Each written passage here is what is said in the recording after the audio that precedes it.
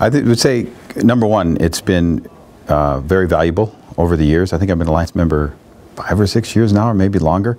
And probably closest to describe it to is it tends to be a group of business people in diversified areas, but also we find with very similar problems. And so it tends to be a very confidential area where you can share deeply what your business thoughts are, what your business issues are, and get real candid and open, feedback.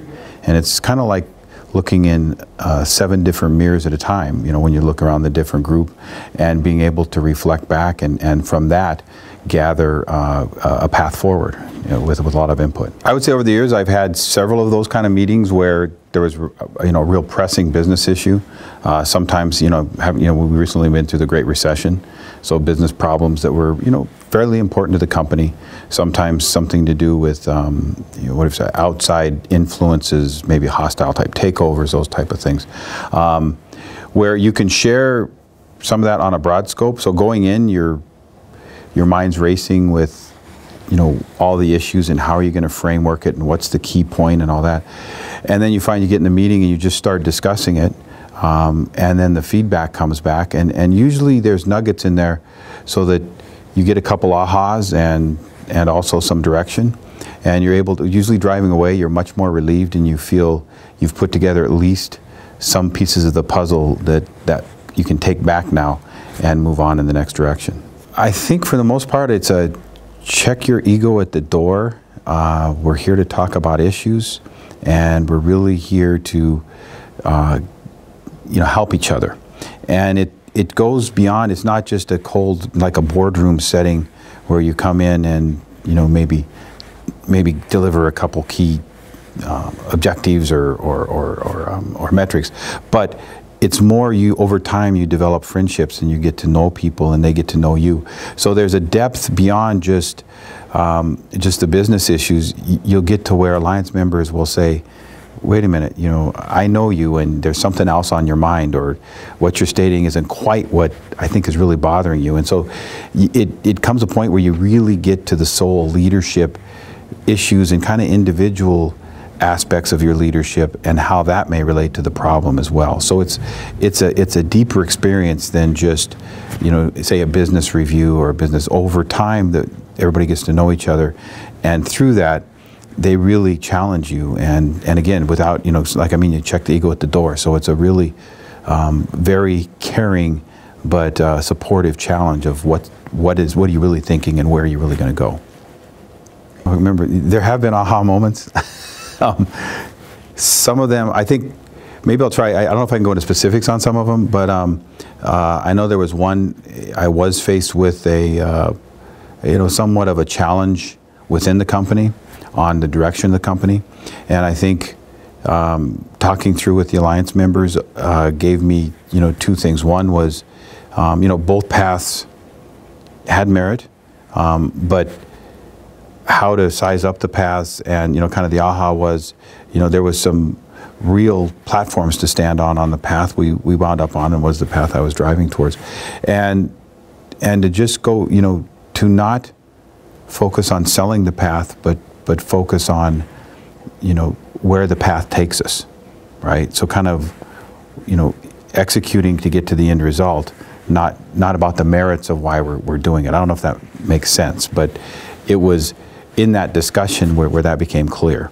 And it allowed me to drop away charts and data that showed market growth and showed all the reasons why we should be doing something, which was already kind of understood, but really got into the heart of the reward at the end if we execute. When you first go to an Alliance meeting, it's number one, you're apprehensive and you're worried, and you go into a room and there's not just 1 or 2 people there, but 5 or 6 or more. And so that part, so you finally sit down and get through the greetings, and of course your head's spinning with who's who, but luckily the Alliance does a pretty good job of giving you a portfolio before that.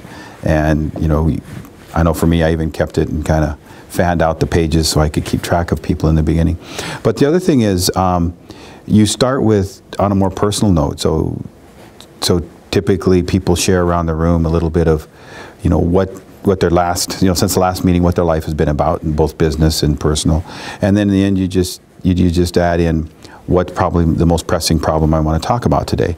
So as you get around the room, kind of that first level of, with a little bit of personal in it, kind of relaxes the environment and brings everybody together. And then once you're through that, typically you start to go back through the problems, and the facilitator picks, usually kind of keeps notes and decides, a certain progress through that, and that flows very nicely. And then you get into the business. There's usually one focal business person that gives a little larger presentation, and then the group spends a lot more time on that. So it's really, when you first walk in, probably closest is somewhat like a senior staff meeting or a board meeting, as far as, it's a group around a business table, but it isn't a formal, necessarily a formal meeting. And then from there, it evolves into very strong business interactions. And probably one of the most dynamic and experienced individuals. So he's a Vietnam War veteran, a Marine. Has led many businesses into successes, and so he brings all that together. And I think he's a very very strong, empathetic person. Really facilitates well, feels where the group is at, keeps them moving forward, but definitely allows enough time, especially on, really recognize where the core issues may be in the group, and lets those dig in a little more, and the ones that maybe seem a little more secure kind of can move through those pretty quick. So I think he's a really good person, and delivers, if you will, sometimes the right pictures and examples that allow kind of people to connect to it and move the group forward, right? So, one of them he uses all the time is what he calls a monkey trap, right? Which is, a box with a small hole, and the monkey reaches in to grab food because there's food inside, and once he puts the food in his hand, he can't get his hand out, right? So that's just an example where he may use that when a business leader is, obviously going for more than he should. And the monkey trap picture usually works pretty well to bring people in. Okay, I've got to do a little less, or I won't get out of this situation. So anyway, that's, to me, the kind of group, the kind of people that I would like to see in the Alliance. Our business leaders that are very open, but also very grounded. So they're there to participate and help, and not only get something from the Alliance members, but to give. And to, like I said, a key thing to me is you check the ego at the door, you check the agenda at the door, and you're there just as a whole participant to move forward. So it's, it's not, to me, somebody who comes in who thinks, okay, I'm of whatever, I'm of the software business and we're better than anybody else, isn't necessarily a great member, because they wind up, lecturing and doing things that shut the group down versus open it up. So it's really the iterative and very interactive role, and that role can only happen as you've built trust, and everybody just really is there for the purpose of the group. When I was younger, one of the things I did was windsurfing.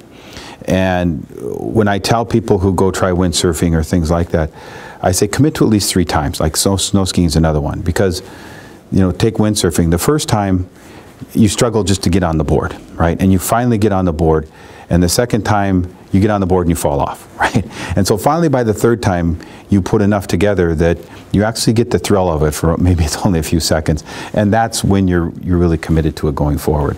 And I think the Alliance is kind of like that. It's such a unique thing, and it's so different.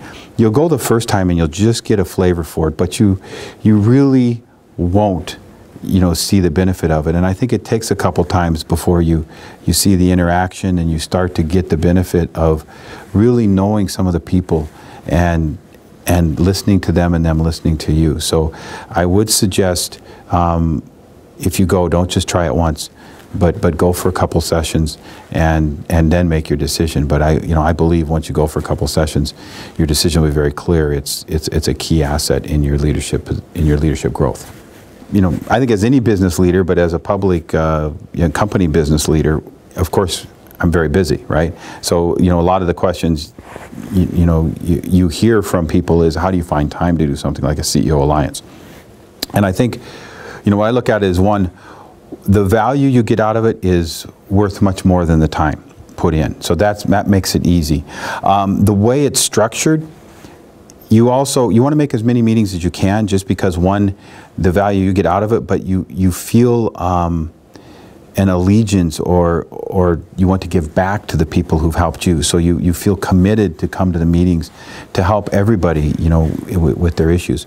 But at the same time, the Alliance works because we're all very busy, so you may not make all the meetings, and you may miss one or you may miss two, and that's okay. And I think once you understand that, you know, the ebb and flow of the group, you know, is pretty continuous. So you can miss a meeting, come back in, and you're okay. So it's, you know, you work hard to make every meeting, but there's always a crisis now and then that prevents it from it. But you'll find that you will want to, and you will make a majority of the meetings, and it's just the payback is huge. So.